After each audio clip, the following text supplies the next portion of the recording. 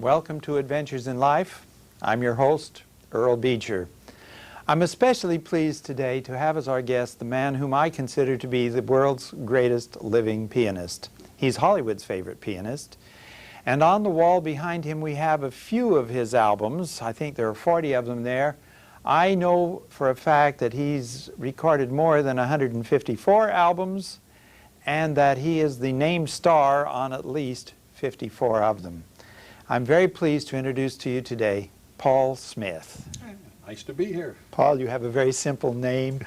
I want to be sure people remember your name. Simple names for simple people. Yes, right, right. Paul, you have been Hollywood's favorite pianist for several years now, and you've worked with some of the truly great artists. I'd like to start off just for a few moments having you tell us a little bit about Ella Fitzgerald. Well, I started with Ella in 1955 doing the songbook albums, and at the time I was on staff at NBC, so I didn't do any road work with her. But we did all the songbook albums and got acquainted at least. And about 1960, she asked me if I'd like to go on the road, and I said, well, it'd be kind of fun for about 6 months. I took a leave of absence from NBC and went to South America and Europe with her, and took my wife and the two little kids that we had at that time over to. She took them over to Europe. She had friends over there, and and she would stay in the major cities, and I would play 3 or 4 one-nighters and meet her in the next major city. And that went on for about 6 months. We did one, as I say, South American tour and the European thing, and that was the end of the 6 months. You were with her the night she recorded the Ella in Berlin album, weren't you? Yeah. Where she did Mac the Knife and forgot the lyrics? Yeah, that was one of the best albums she ever made. She could make any album sound good. Whether she knew the lyrics or not, didn't make any difference. It really didn't, did it? We did 11 concerts over there, I think, all through Germany, and we recorded Mac the Knife every night and always went back to the first one, which was in Berlin. But we recorded it in Essen and Frankfurt and Hamburg, and they kept recording, the shows, and it always got back to the best one was the first one. I want to let the folks hear you play.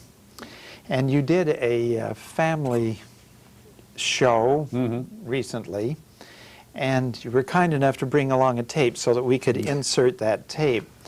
And so what I'd like to do is pause now and listen to you playing the Surrey with the fringe on top. All right. If you insist. I insist.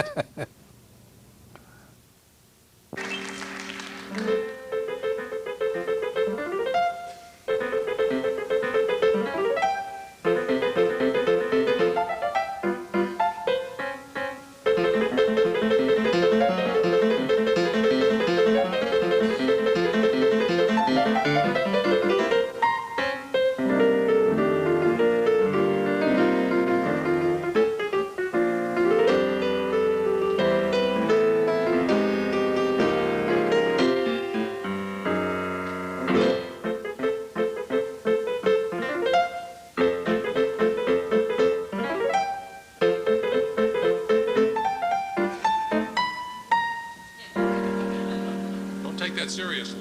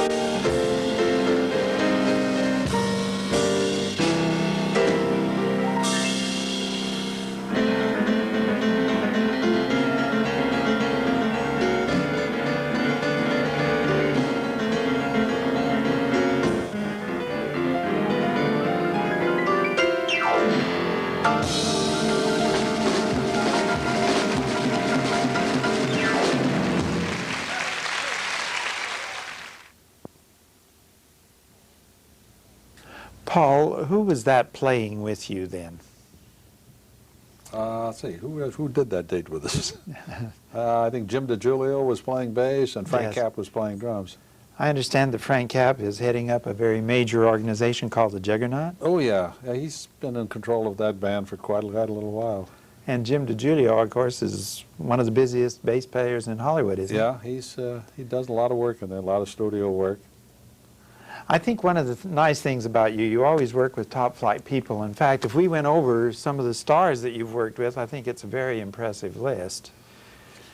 I was looking it up before we came on camera, and I know that you worked with Ella and Sammy Davis, and you've done work with Sinatra and Streisand and Tony Bennett, Mel Torme. I think Tony Bennett is the only guy that I haven't really worked with commercially. I was in the Army with him. And, So you knew him personally on that basis. I knew him in Germany in 1945, I guess it was, 44, 45. Uh-huh.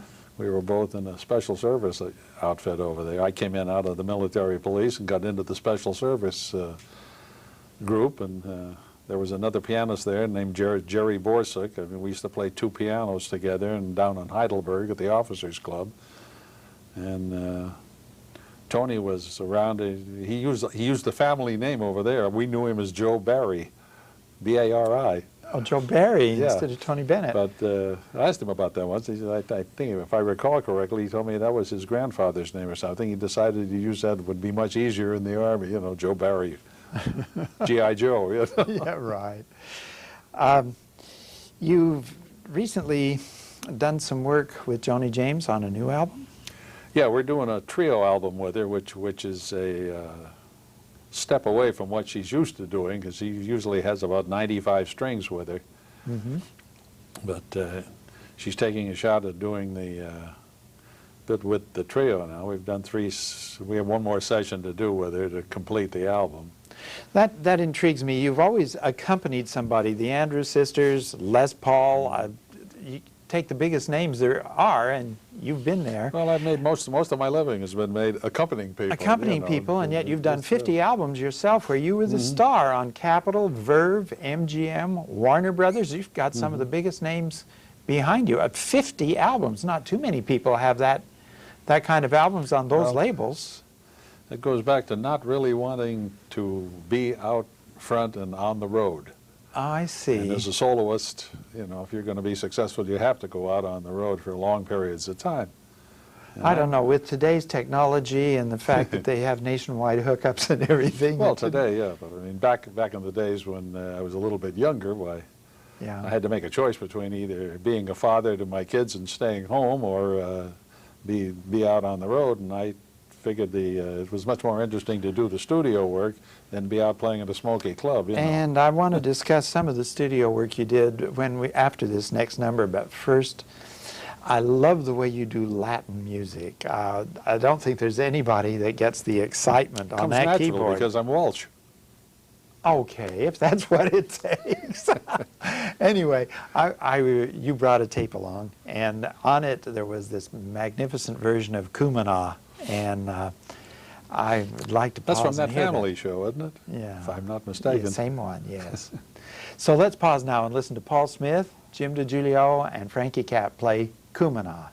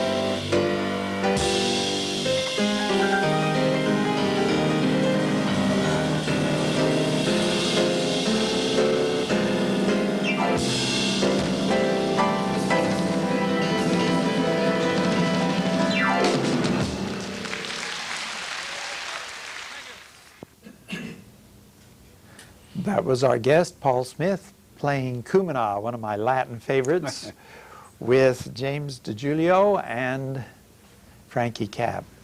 Paul, you said you were in the studios a lot. You had to take a leave to go to work with Ella. Yeah. You were on the Dinah Shore Chevy show for how many years? Yeah. Well, we started that, I think, in 1950. It was a twice-a-week, 15-minute vignette show. It was kind of the beginning of television. In fact, I was advised by several of the older musicians. I was pretty young at the time. I was going to take Dinah's show, and I had a couple of, I had the Fibber McGee and Molly show and the Bing Crosby Kraft Music Hall, and I was advised, you know, that those shows were going to be on forever, and that TV was a new medium, and this show wouldn't last with Dinah or anything. And I said, well, oh boy, I'll take that chance, and it lasted 12 years, you know, which is one of the longest running musical shows in history. Yes, and not only that, she had guest stars every show, so that you had a chance to really work with people. Well, we were lucky. We also had the summer show. They had the Chevrolet, I think it was called the Chevy Summer Show, if I recall correctly. It's clear back in the early 50s. What is this, 97? Mm-hmm. But they had John Raitt and Dorothy Kirsten, and oh yes, we had a newcomer on one of the shows named Carol Burnett, who came on and sang "Don't Fence Me In," which broke us all up. Anything and at she the does. time we said, "Boy, is she funny?" You know. She is. That was one of her first appearances, I believe, you know, on television. Was on, I think, the Summer Chevy show. And you had the opportunity of appearing on her show many times after that. Yeah, well, I was the same conductor that did Dinah, Harry Zimmerman, also did the Carol Burnett show for about a year or two, and I went over to CBS at the time and did that show. You were on the Jack Benny, Jimmy Durante, Red Skelton. Benny, some of these people are not singers, you know, and not musical, in fact. I only worked with Jack Benny once. It was a show with him and George Burns together, and that was the biggest thrill. I had to make a rehearsal out at Jack's house, the only time that I ever worked with him or George. And the two of them were together, and just to sit on the couch and listen to them talk back and forth. And Benny could never keep a straight face around Burns, and Burns would never crack a smile. No matter what Jack said, he would just sit there and smoke a cigar and say, "That's nice," you know. And he'd just say one thing, and Jack would break up. You know? I think that would have been fun to see them. It was a fun thing. I mean, I've had a couple of experiences like that. I did the one and only recording that W.C. Fields ever made. I was thinking of that. Yeah, what was the name of that? And that was, well, there were two titles. One was How I Came to Take My First Glass of Water, and the other was the lecture called the Temperance Lecture. The Temperance Lecture from W.C. Fields. Yeah. Oh, that of course would be appropriate. Yeah. He was quite something. You know. I played little honky-tonk piano behind him, and he recited and talked about how he'd been poisoned by water and and how much he loved children. Yeah. I would like, your sense of humor comes through because you've worked, well, I know you were on the Steve Allen Comedy Hour, and I've seen you do some very funny skits with some of these people. And when you do your concert work, the humor comes through as well as just the music.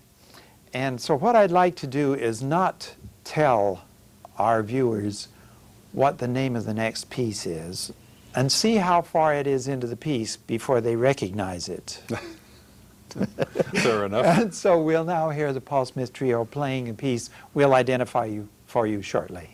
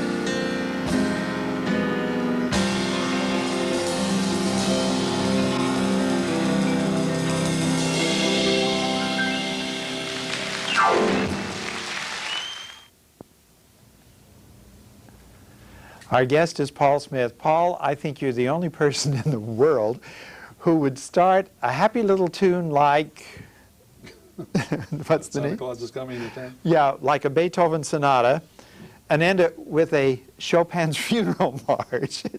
It's a pretty good stretch. Well, it's a combination.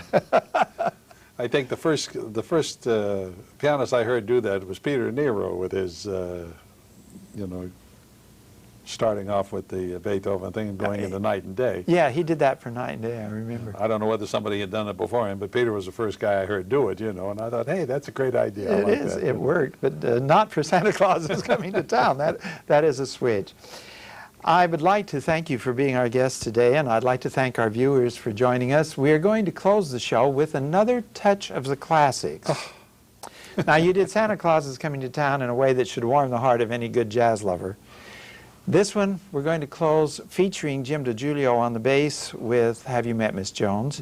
And there is a segment in the middle there that has a little Bach in it, I think. What do you call that? A Bach? Fugue. A Bach fugue. So we'll listen to Paul Smith. And meanwhile, if I could get the cameras to take a quick view again of some of these albums. They're on many of your favorite labels, I'm happy to say. Warner Brothers, Capitol, Verve, Columbia. Let's see, MGM, and Outstanding, of course. Many on Outstanding. Many on Outstanding. And so thank you for being with us and enjoying the half hour with Paul Smith.